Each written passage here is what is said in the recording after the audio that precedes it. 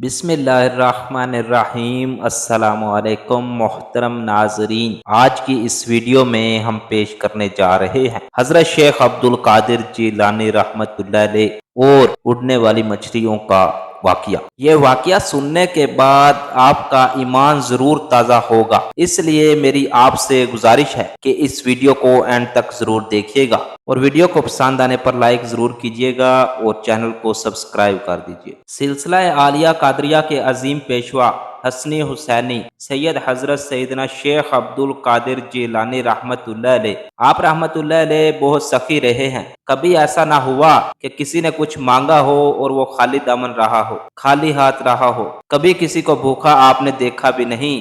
اور مہمان نوازی کا کیا کہنا، آپ کی مہمان نوازی ایسی کہ ایسا میزبان کوئی نہ ہوگا۔ شیخ عبد القادر جیلانی رحمت اللہ علیہ علم حاصل کرنے کے لیے بغداد شریف لائے، پھر وہی مقام آپ کے نام سے مشہور ہوا۔ سب جانتے تھے کہ آپ کے در سے کوئی نا امید نا مراد جا نہیں سکتا، اور جو بھی اس شہر میں آتا اس کو اس بات کا یقین تھا کہ سیدنا غوث اعظم رحمت اللہ علیہ وہاں پر میزبانی کے لیے موجود ہیں۔ منقول ہے کہ قافلہ بغداد شریف پہنچا اور یہ لوگ چلتے ہوئے وہاں پر آئے تھے۔ کئی دنوں کا طویل سفر طے کر کے جب وہ بغداد شریف پہنچے تھے تو ان کو حکم ملا کہ یہاں پر آپ لوگ پڑاؤ ڈال لیں۔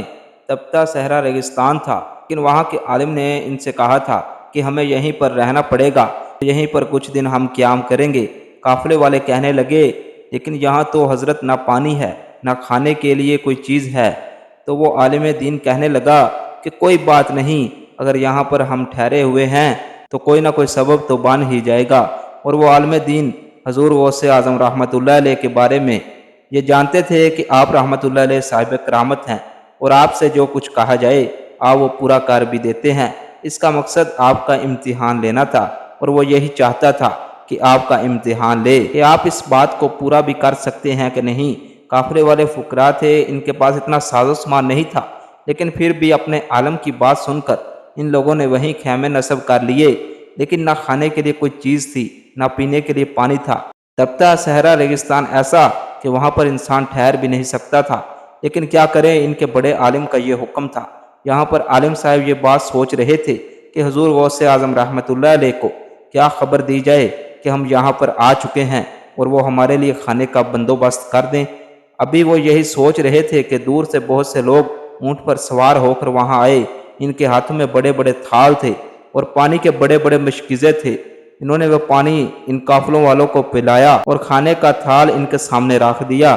عالم صاحب تو یہ سوچ رہے تھے کہ میں کھانے کے لیے ابھی کہوں گا اور کھانا میرے لیے آ جائے گا، لیکن یہ تو سوچنے کی دیر تھی کہ کھانا یہاں پر آ گیا۔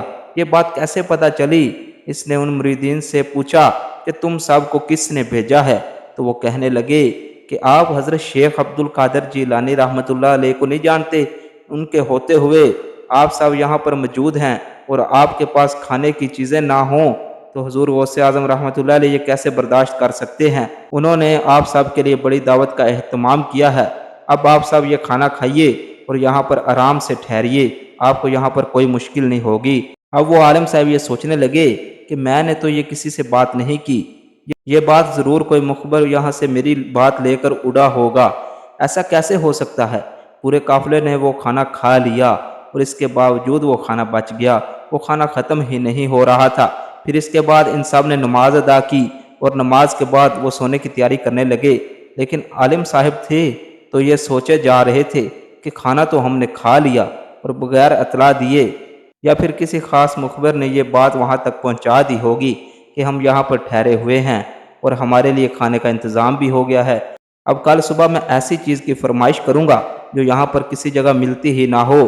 یہ سوچ کر وہ آرام سے سو گئے۔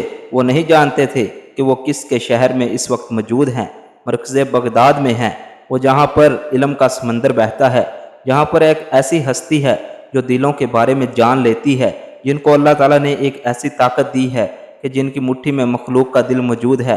عالم صاحب تو صرف سوچ رہے تھے، لیکن یہ بات حضور غوث اعظم رحمت اللہ علیہ کے پاس پہنچی جا رہی تھی۔ صبح اٹھ کر انہوں نے نماز ادا کی اور جب سورج طلوع ہو گیا تو تمام قافلے والوں سے کہا کہ قافلے والوں، اب ہمارے پاس کھانے کا سامان بھی ختم ہو گیا ہے اور اس وقت سورج کی گرمی بڑھتی جا رہی ہے، پانی بھی نہیں ہے۔ میرا دل کر رہا ہے کہ یہاں پر ٹھنڈا میٹھا پانی موجود ہو اور کہیں سے مچھلیاں آ جائیں بھنی ہوئی مزیدار مسالے والی مچھلیاں ہم کھا کر اللہ کا شکر ادا کریں اور ساتھ ساتھ بھنی ہوئی مرغیاں بھی آ جائیں تو کیا بات ہوگی۔ قافلے والے کہنے لگے حضرت یہاں پر اس تپتے ریگستان میں آپ مچھلیوں کی خواہش کر رہے ہیں، مچھلیاں یہاں پر کیسے آئیں گی؟ یہاں تو پانی پینے کے لیے نہیں ہے، دریا نہیں ہے، اور آپ کہتے ہیں کہ دریا کی میٹھی میٹھی مچھلیاں یہاں پر آ جائیں اور اس کے ساتھ ہی ٹھنڈا میٹھا پانی بھی ہمیں میسر ہو جائے۔ تو وہ عالم دین کہنے لگے کیوں، کیا ایسا نہیں ہو سکتا؟ اگر جن کے بارے میں سوچ رہا ہوں تو میری بات کو سن لیں۔ عالم دین نے دل میں سوچا کہ حضور غوث اعظم رحمۃ اللہ علیہ آپ کے شہر میں ہم نے پڑاؤ ڈالا ہوا ہے، آپ کے خاص مہمان ہیں، اس گرم تپتے ریگستان میں مچھلیاں کھانے کا بڑا دل کر رہا ہے کہ ہمارے لیے مچھلی آ سکتی ہے، اور ایک دو مچھلیوں سے تو کام نہیں چلے گا، یہاں پر تو ہزاروں کی تعداد میں قافلے والے موجود ہیں۔ ابھی عالم صاحب نے سوچا ہی تھا اور کسی انسان سے اس بات کا ذکر بھی نہیں کیا تھا کہ مجھے اس ریگستان میں بھنی مچھلیاں کھانے کی آرزو ہے، اور جن کے وسیلے سے مانگا وہ نا امید کر سکتے ہیں بھلا؟ وہ غوث الورا ہیں، غوث اعظم ہیں، خلق کے یعنی مخلوق کے دل جن کے قبضے میں ہوں، جو اپنی مٹھی میں دل لیے پھرتے ہیں۔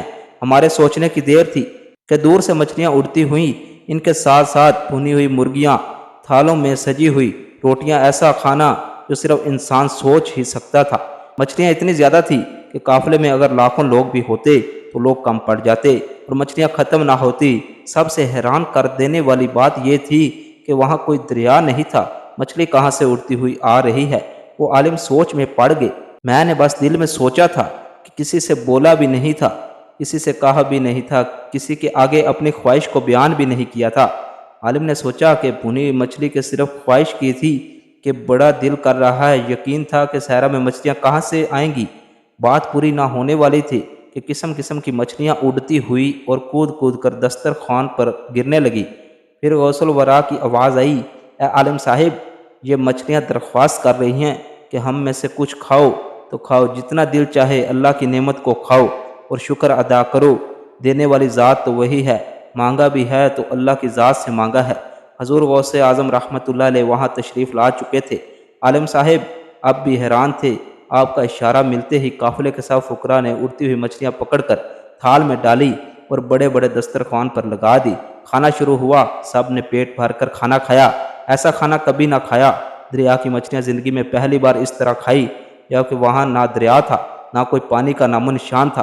عالم صاحب نے کھانے کے بعد عرض کی، حضرت میں نے تو بس سوچا تھا، آپ نے بات ہی پوری کر دی، پر ایسا کیسے ہو سکتا ہے کہ اتنا اور بڑا ریگستان جہاں پینے کے لیے پانی میسر نہیں اور میٹھے پانی کی مچھلیاں مرغیاں پک کر آ رہی ہیں، مجھے ابھی تک یقین نہیں ہو رہا۔ تو آپ رحمت اللہ علیہ نے فرمایا، اللہ تعالیٰ کی قدرت میں ہر چیز ہے، اللہ تعالیٰ جو چاہے کر سکتا ہے۔ آپ نے دل سے دعا کی، اللہ پاک نے آپ کے سامنے وہ چیز رکھ دی۔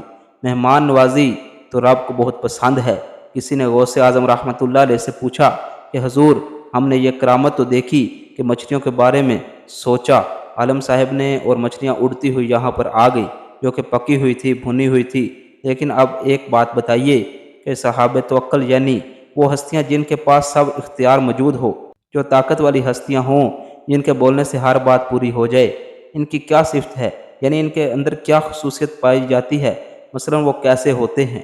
آپ نے فرمایا، تمام خلق یعنی تمام مخلوقات، یعنی انسان، چرند پرند، ان کے زیر تصرف یعنی ان کے قبضے میں ہو، ایسی ہستیاں کہلاتی ہیں۔ صحابہ توکل اس انسان نے دوبارہ پوچھا، تو اس کی علامت کیا ہے؟ مطلب کیسے معلوم ہوگا کہ تمام چیزیں ان کو سنتی ہیں، ان کے قبضے میں ہیں؟ آپ نے فرمایا، اگر یہ بات ہے تو دیکھو، اگر ہم ان بچی ہوئی مچھلیوں کو حکم دیں کہ اٹھ کر واپس اڑتی ہوئی چلی جاؤ تو یہ فوراً اللہ کے حکم سے واپس چلے جائیں گی۔ انہوں نے کہا، کیا آپ ایسا کر سکتے ہیں کہ یہ مچھلیاں اڑتی ہوئی نہ جانے کس سمت سے آ رہی ہیں اور اب یہاں سے واپس بھی چلی جائیں؟ آپ رحمت اللہ علیہ نے فرمایا، ہاں، اب آپ لوگ کھانا کھا چکے ہیں، ہم ان مچھلیوں کو حکم دیتے ہیں کہ یہاں سے اللہ کے حکم سے واپس چلی جاؤ۔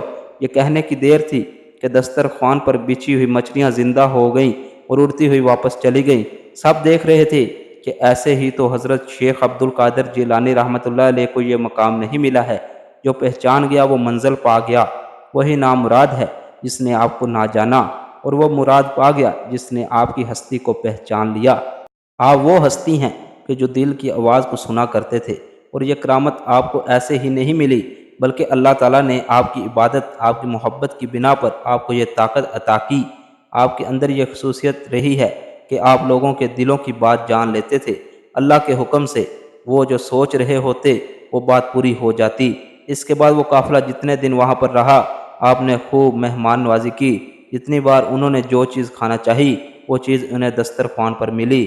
وہ نہ پیاسے رہے نہ بھوکے رہے، نہ انہیں سورج کی تپش لگی، جبکہ وہ جلتا ہوا ریگستان تھا، وہاں پر کوئی ٹھہر نہیں سکتا تھا، لیکن وہ لوگ وہاں پر ایسے تھے جیسے بہت ہی ٹھنڈے علاقے میں ہوں۔ پھر اس کے بعد عالم صاحب کہنے لگے، حضور میں نے آپ کا امتحان نہیں لینا چاہا تھا، نہ ہی میرے دل میں یہ بات تھی، بس دل میں یہ بات ضرور آئی تھی کہ اگر میرا دل چاہے گا کسی چیز کو کھانے کا تو کیا وہ میرے سامنے آ سکتی ہے، اور آپ نے فوراً میرے سامنے مجھے وہ عطا کر دی۔ میں آپ کے بارے میں کیا کہوں، آپ کی تعریف تو آپ کا رب بیان کرتا ہے، اور میں آپ کے بارے میں کچھ کہنے کی گستاخی بھی نہیں کر سکتا۔ بہرحال آپ کی مہمان نوازی کا شکریہ۔